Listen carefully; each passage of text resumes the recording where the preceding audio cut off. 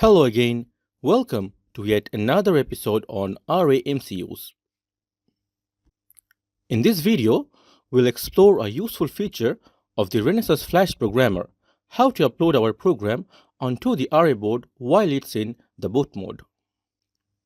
You might be accustomed to using the Flash programmer application with the J-Link onboard debugger. However, if you find yourself without access to the J-Link debugger on a custom system, how would you go about uploading the program? To solve that, the RA MCU can be put into a boot mode that lets you upload programs using either a serial port or a standard USB port without requiring an intermediary like the J-Link debugger or emulators. In this demonstration, we will guide you through the process of uploading a hex file to an RA chip in MCU boot mode, specifically focusing on USB boot mode. To do this, we are going to connect an USB cable to the EK RA6M4 board for data and another USB cable to power the board. The EK boards are configured to start in two modes, single chip and boot mode. In single chip mode, the MCU begins by running the program it contains.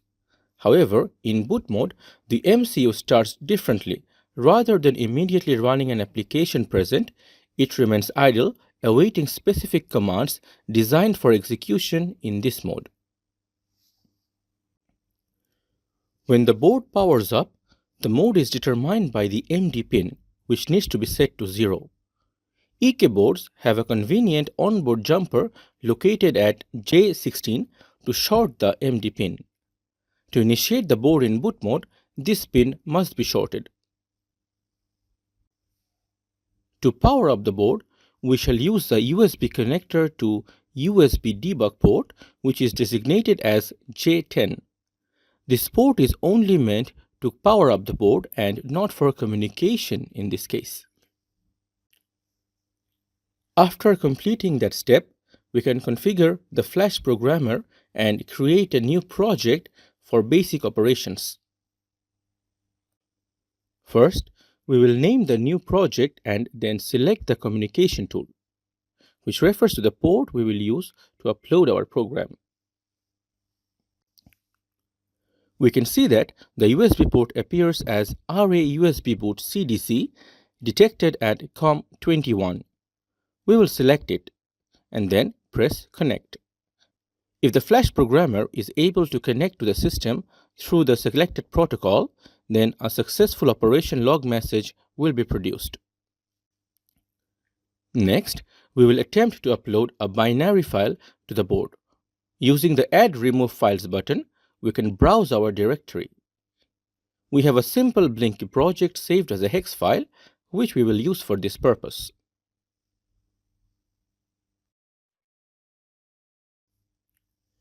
Before executing this command, we might need to press the reset button on the board to ensure it reboots in boot mode.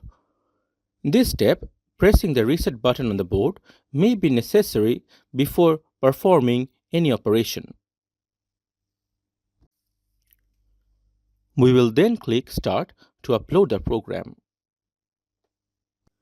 After the program has been uploaded, we will open the jumper J16 to disable boot mode. First, we will remove both USB cables from their respective ports. Then, we will remove the jumper and reconnect only the USB cable that supplies power. We will see that the LED is blinking, which means we were able to successfully program the MCU in USB boot mode. See you in the next video.